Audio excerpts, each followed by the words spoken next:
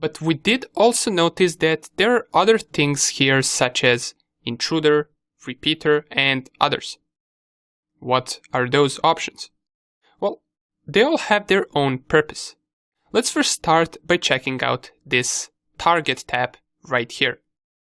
So in this target tab will be all the websites that we visited while having burpsuit as proxy in the current session. They will be listed in this left window right here. Let's give it a try. For example, if I go and visit tesla.com, let's first of all make sure that intercept is turned off so we don't get stuck on a certain request. Turn it off. Go back to the target tab. And here are all the links that we visited once we tried to visit tesla.com. In order for us to load tesla.com page, we had to send request to all of these domains right here. And somewhere in here we should also see tesla.com.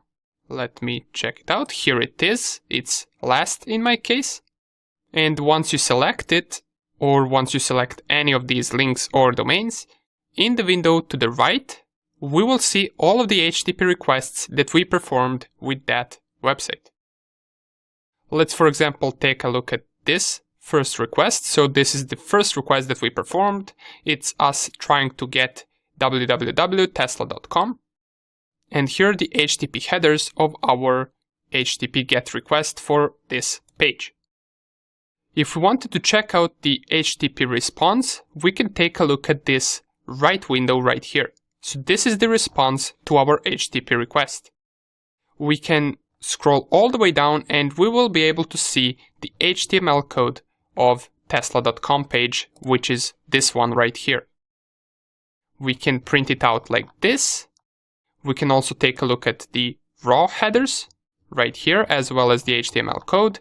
And we can also press the render option, and this will render the HTML code of that page, and we should be able to see the page right here in just a couple of seconds. And here it is. Now it doesn't look quite that good as it does look right here, but nonetheless it tried to render it. Okay, now let's check out these actions right here, but let's check it out on our DVWA page. So let's visit our OWASP BWA machine. Let's navigate once again to this DVWA page. And once it loads, let us first log out just in case, because we did log in last time we used this application. And if we go to our targets tab, now we should see somewhere our OWASP virtual machine. And in my case, here it is. You should see just the IP address of your OWASP machine. And you can see once we have the render tab, it does render out the page for us. But let's go back to the pretty response, which will give us the HTTP response headers as well as the HTML code. Now let's try to find the request where we visit DVWA. And let's see it right here. I do believe it's this one. Let us check out. And if you don't want to scroll to all of these requests, what you can do is you can just turn on your intercept and specify once again incorrect username and password. And once it intercepts this request, you can click on action and let's go with repeater. Let's send to repeater. As soon as you click on that, you will see this repeater tab light up. It will become orange. So for now, we can turn off intercept, we can navigate to the repeater, and there we should be able to see our request. Here it is. Now, what you can do with the repeater is you can send a certain request as many times as you want. For example, I can try to send this request, and in the right window, we will get the response. Now, you might notice something weird right here. We're not getting the HTML code down here. So what does this mean? Well, if we take a look at this response a little bit better, we're going to see that we didn't get the code of 200, which means that the page loaded successfully. We got the code of 302. And once this happens, this usually means that you're about to get redirected to a certain page. In that case, we can click on this button, follow redirection, and it will redirect us to the page. As we can see, now we have the HTML code, And since we submitted the username and password of test, we get the login failed message, which is the same message that we have right here. We specified incorrect username and password. So we can also do the same thing that we did with intercept. We can also do it in repeater. We can change the incorrect username and password to the correct username and password.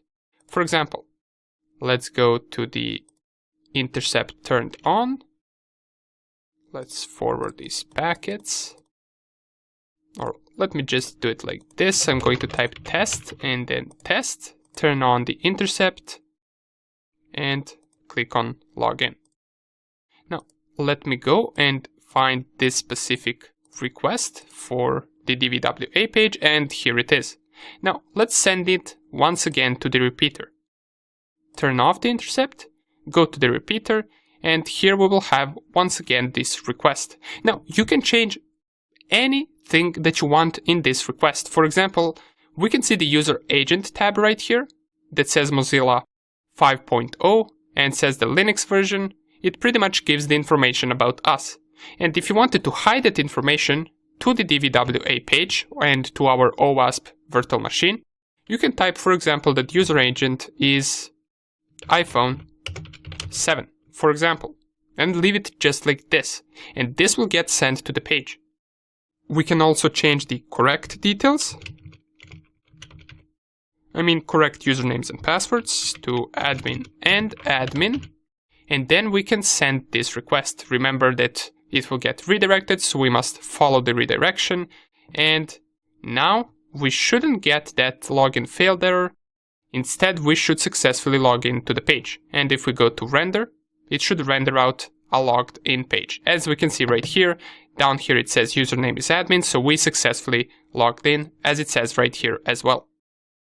You will also notice that the next request that we're about to send has the user agent of iPhone 7. So that is also something that we managed to change. How cool is that? Okay, this is repeater. It is similar option as to intercept, just here it saves our HTTP request. It allows us to modify it as we like and resend it as many times as we want. Then we can easily take a look at the response and render its HTML code right here. In the next video, we will be checking out the intruder option, which is also really useful. See you in the next lecture.